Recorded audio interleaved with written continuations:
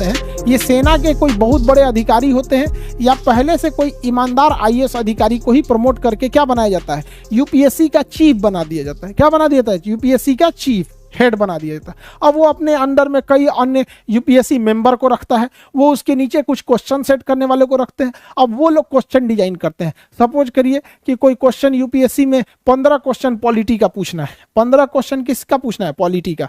तो अब ये यूपीएससी वाले क्या कहेंगे, जितने सेंट्रल यूनिवर्सिटी हैं, जैसे जेएनयू है, डीयू है, इलाहाबाद यूनिवर्सिटी है, साउथ की कुछ यूनिवर्सिटी हो गई, असम की, उड़ीसा की, बिहार की, झारखंड, राजस्थान, गुजरात, महाराष्ट्र, छत्तीसगढ़, सारे यूनिवर्सिटी को बोलेंगे लोग, ए भैया देखो प्रोफेसर कौन कौन हो, एगो क्वेश्चन सेट करके दो। अब 10 गो क्वेश्चन चाहिए, अब मंगा लेगा लोग, ये लोग 250 क्वेश्चन। 10 गो क्वेश्चन चाहिए, अब मंगा लेगा कितना? 250 क्वेश्चन। अब हो सकता है कि किस प्रोफेसर से मंगाया, किससे नहीं मंगाया, किसी को नहीं पता है। अब जैसे आप बड़े यूनिवर्सिटी में जाएंगे तो एक ही सब्जेक्ट के 4-5 गो प्रोफेसर रहते हैं, उसमें एक हेड ऑफ डिपार्टमेंट होता है, एचओडी। अब उसके बाद ये लोग डिसाइड करेंगे इस 250 में से कै गो 10 गो को डाला जाए क्वेश्चन। तो ऐसा ये लोग खुल के पब्लिकली थोड़ी बताएंगे, लेकिन क्वेश्चन में कैसे सेट करते हैं। पता चला क्वेश्चन में हिला दिया यूपीएससी का, आज लेना लीक हुआ है, यूपीएससी का क्वेश्चन नहीं लीक होता। अब क्वेश्चन सेट हो गया, अब ये सेंटर अलॉट करेंगे। यूपीएससी वाले हर जिला के डीएम को फोन करेंगे, मेरा 16 तारीख को एग्जाम है, सेंटर खाली रहना चाहिए। डीएम को कह देंगे तुम यूपीएससी से गया है, 16 तारीख को हमको सेंटर खाली करके दो, स्कूल इतना इतना तुम्हारे जिला में चाहिए। वो स्कूल खाली करके दे देगा, वहाँ एक दिन पहले क्वेश्चन पहुंच जाएगा, आप लोग बैठ के एग्जाम दे देंगे, कॉपी जमा हो जाएगा, अगले दिन अखबार में वेबसाइट पे आ जाएगा, आप जाके आंसर मिलाइएगा। उसके घर फोन करेगा, मम्मी तबीयत ना खराब हो गया था, इस बार गड़बड़ा गया थोड़ा सा, 2 नंबर से गड़बड़ हुए हैं। जितना खचरा बोलता है 2 नंबर से गड़बड़ हुए हैं, बहुत ही ज्यादा नंबर से गड़बड़ हुआ रहता है। ये 2 नंबर बहाना है, समझ में आ गया कि नहीं आ गया?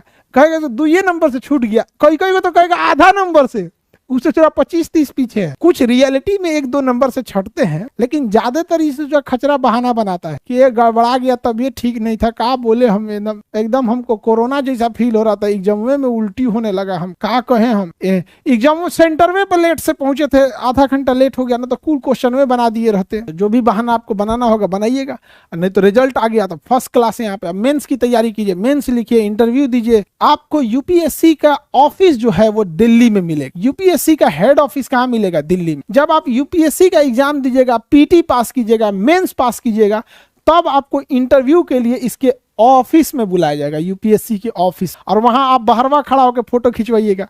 क्या पता कि एक बार तो इंटरव्यू में पहुंच गए, अगली बार पीटी भी पास हो पाएंगे कि नहीं। बहुत बार ऐसा आप लोग को कभी मिलवाएंगे। एक मतलब अभी सर्विंग आईपीएस है, इंडियन पुलिस सर्विस आईएएस, अभी तो ट्रेनिंग में है, तो अभी वो जॉब सर्विस में है, वो बंदा इंडियन पुलिस सर्विस आईपीएस में अभी ट्रेनिंग में है, और यूपीएससी का पीटी नहीं निकला। उसने दोबारा भरा कि इस बार हमको मेहनत करना है और जम के पढ़ना है और डीएम निकालना है, आईपीएस से उठा के डीएम, पीटी ना निकला। आप सोच सकते हैं कि उस आदमी से पीटी नहीं निकला, तो यूपीएससी कितना टफ एग्जाम लेती। इसलिए यूपीएससी को आप हल्के में नहीं ले सकते, कभी मिलवाएंगे ट्रेनिंग वगैरह खत्म हो तो आप लोगों से। तो यूपीएससी काफी चैलेंजिंग एग्जाम हो जाता। आगे बढ़ जा, यूपीएससी के अगर अध्यक्ष है, जो यूपीएससी का कौन है? अध्यक्ष।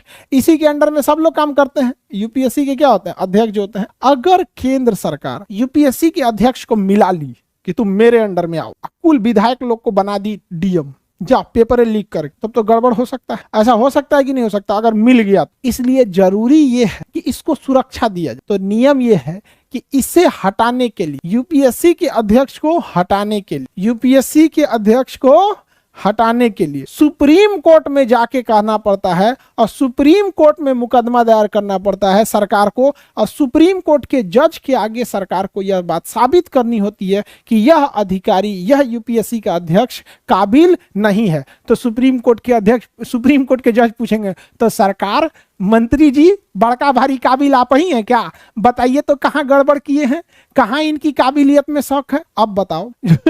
यूपीएससी का जो एग्जाम दिया होगा वही ना डीएम और एसपी बना होगा, और जो 10 साल या 20 साल 30 साल डीएम एसपी के पद पर रहा होगा, तब जाके उसको जिला से हटा के कमिश्नरी दिया गया होगा, सचिवालय दिया गया होगा, सेंट्रल डिपार्टमेंट दिया गया होगा, आईबी हुआ होगा, या फिर बीएसएफ में दिया गया होगा। इधर उधर घुमाने के बाद में प्रमोशन ले आके आईपीएस उसको बनाए होंगे यूपीएससी का अध्यक्ष, यूपीएससी का उसको हटाना खिलवाड़ समझ गए। अरे एक तो नयका आईपीएस आपको सुना देगा बढ़िया से, तू तो वो हटने वाला है। सुप्रीम कोर्ट तो बढ़िया बढ़िया लोग का बुखार उतार देता है।